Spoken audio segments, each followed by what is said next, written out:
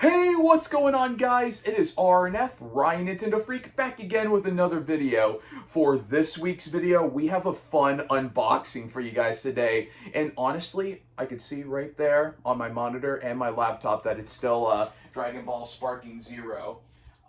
It would be fun to actually add, to change the wallpaper for this unboxing. Let me do that really quick. Boom, perfect. Let's just do it like that. Oh, that's gonna be my forever wallpaper. All right, so now if you guys can kind of see that right there, that is pretty sick. What's going on, guys? It is RNF, Ryan Nintendo Freak, back again with another video. But yes, we have a fun unboxing for you guys today. As you guys saw the thumbnail and the title for this video, we are doing an unboxing for another Sonic Funko Pop. That is pretty neat. That was the first time I did that. I thought it would have been like upside down like that, but that was pretty darn sick. But yeah, we are unboxing another, or have I? Yes, I have done other Sonic Funko Pop unboxings. I've done like 2 other videos. Well, no, 3 other videos. I forgot about the DC crossover one that they did. I did one like in 2020, 2021 or something with the Sonic 30th anniversary ones with Classic Sonic and Silver, and those ones were pretty awesome. And those were my 2 very first Sonic Funko Pops. And then I did another one shortly after that, I believe. I don't know what year, but I did another one for the display one for Sonic 2 that was from the Sega Genesis game display one, which was pretty sick, pretty awesome, and I did that unboxing for that one. And then after like a couple of years later, I did the whole DC crossover one, which that one is probably by far my favorite line of them. But then what I've been trying to do with these Sonic Funko Pops is that my goal with like the main Sonic ones, I want to try to get one of every single Sonic character, because every single Sonic character is just so awesome. Like they're really cool, pretty awesome. So, and they're very lovable characters. So I've been going to my stores, like to my local stores, and I've been seeing like all these Sonic Funko Pops, and I've been seeing like all these other characters that they've been doing, like Jet the Hawk, Blaze, Metal Sonic. I just got 2 more Sonic Funko Pops that are just sitting on the corner of my room, and they have like all these other characters, and they have Tails, they have Knuckles, and I'm just sitting here thinking to myself, you know, it'd be cool to actually get every single Sonic character and have them all lined up. I think that would be pretty cool and pretty awesome. But when it comes to Sonic is my favorite character of all time, so it's just kind of like when there's like another Funko Pop, like Sonic's my only exception of having like multiple different Funko Pops for, because he's my favorite character in the franchise.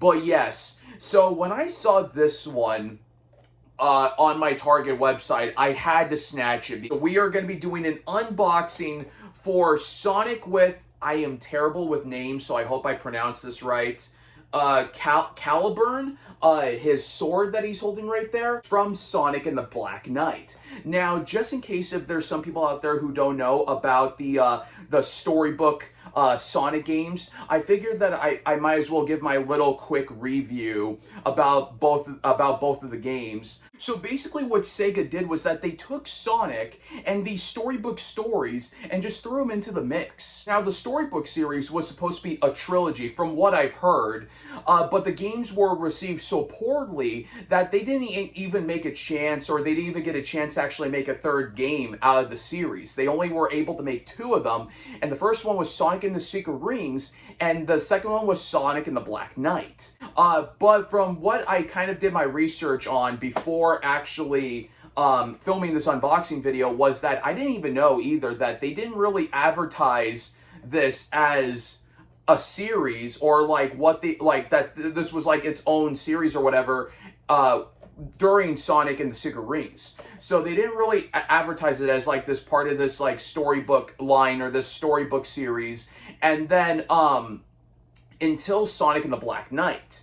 But then these games were just kind of received poorly. For me personally, I don't really absolutely hate these games. Like, I actually do have a soft spot for them, more for Sonic and the Black Knight, because these were parts of my childhood. Even though that I have a soft spot for them, one of the biggest things I don't really care about those games is because of the motion controls.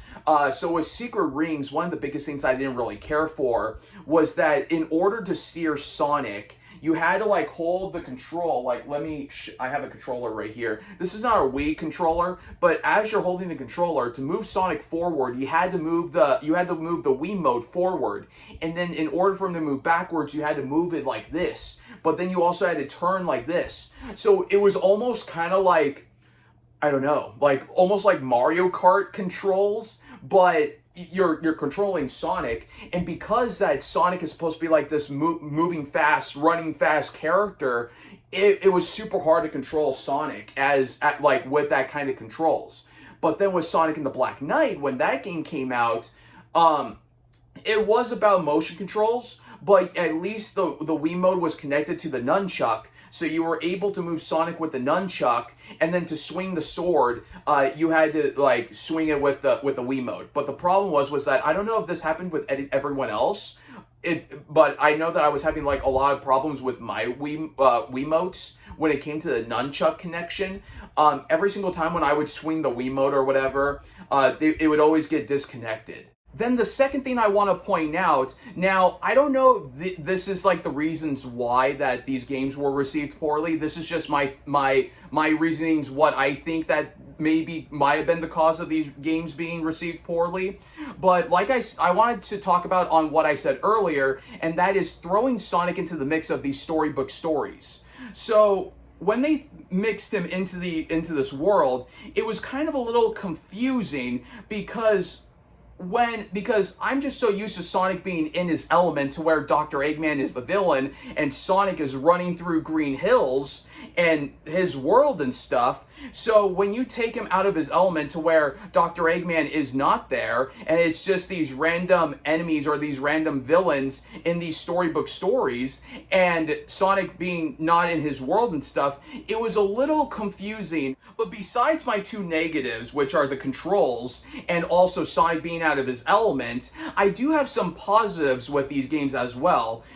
When these games were first released, they actually looked pretty darn good for the time, and also Jason Griffith did a great performance as Sonic from Sonic X to the video games, and also these games had a really good soundtrack as well, with songs that really stand out. But between the two games, I honestly do think that Sonic and the Black Knight was probably the more stronger one in the series, because I think they kind of like, I think Secret Rings was just kind of like a test of like trying to put Sonic into this like kind of like world and into this game. With Black Knight, I think they like figured out and kind of like established like what they want to do and just kind of like went with the idea. And I just think like, I don't know, like I just prefer Black Knight a little bit more than Secret Rings. But anyways, enough me rambling on and on. That's my little review about the storyline games. Let's flip the camera around and let's dive right into this unboxing. Woo! All right, so now here is the front of the box right here.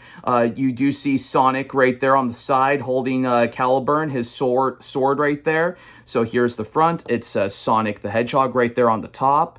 And it does say right here, too, Funko exclusive 2025 Fall Convention Limited Edition. So this was released quite recently during last year. So here's the front.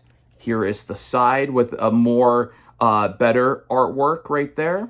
And then here is the back. So from what it seems like from the Sonic and the Black Knight game, or even from the Sonic Storyline games, there's no other Funko Pops. So this is the only Sonic Funko Pop that they'll probably be releasing from that game and plus from that series.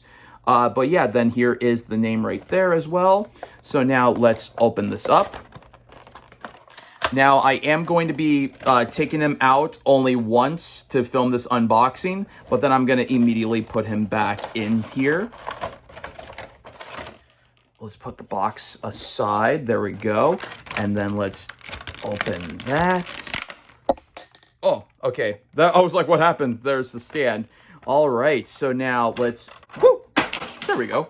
So here is the Funko Pop himself. And now really quickly, as I'm thinking about it right now, let me go get the game case really quick. All right, so I just came back from my game shelf, and I did end up grabbing, I was going to grab just Sonic and the Black Knight, but I also did grab Sonic and the Secret Rings, so then I can show off the Sonic Storybook games. So here they are right here.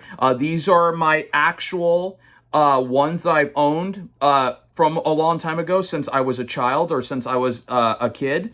So here's like this was the first one, and this was the second one.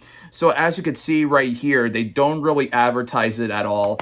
And then right down here at the corner, it does say Sonic Storie Book series. So this was when that they actually did address that that these were the official games from the Storybook line. Let me put those right here, and the clear stand fell, so let's put that right there. So now let's grab the Sonic and the Black Knight case, and then let's grab the Funko Pop. So I do really like that they got the classic stance right there, to where Sonic is kind of, I don't want to say kneeling down, but he's like kind of standing there in that really cool pose, and like the same way as he's holding the sword. And I just noticed, okay, that can wipe off. I was like, did I get stuff like on my figure? But no, that was just like little bits of dust, but that comes off. I really do appreciate that they did capture the awesome stance from the game, because that's like the most iconic artwork, or the iconic pose from this game. They also did get the glove as well, him wearing that like Thanos kind of gauntlet, or like a glove, or like metal glove or something to hold the sword, which is pretty awesome. Really quickly, we'll do a little bit of a 360 so you could see what the figure, or what the Funko Pop looks like. This is really cool that they made this Sonic Funko Pop for this line. And then he also does come with a clear base, or a clear stand. So then like you could put this clear stand on. There we go. And he could just stand just like that. But yeah, that is really neat. All right, so now before I do the outro, I am going to put the Sonic Funko Pop back in the box. And then I guess the clear stand goes right in there, just like that. And then this one is the top, so we'll just do that. And then put him right back in the box. All right, so that's it, you guys. That is my unboxing for Sonic. I'm just going to call him Caliburn. I'm not too sure how to pronounce that. But yeah, so that's it, you guys. That is my unboxing for Sonic with Caliburn. And also, I guess, a little bit of my review for the Storybook, for the Storybook Sonic games. Comment down below what you guys think about this Sonic Funko Pop right here, because I think this is pretty cool. And also, what do you guys think as well about the Sonic Storybook games? I would like to hear your guys' thoughts. But yeah, that's it, you guys. I'll see you guys later. Don't forget to like, comment, and subscribe, and hit that notification bell so that you guys can be notified every single time I make a video. Catch you guys later.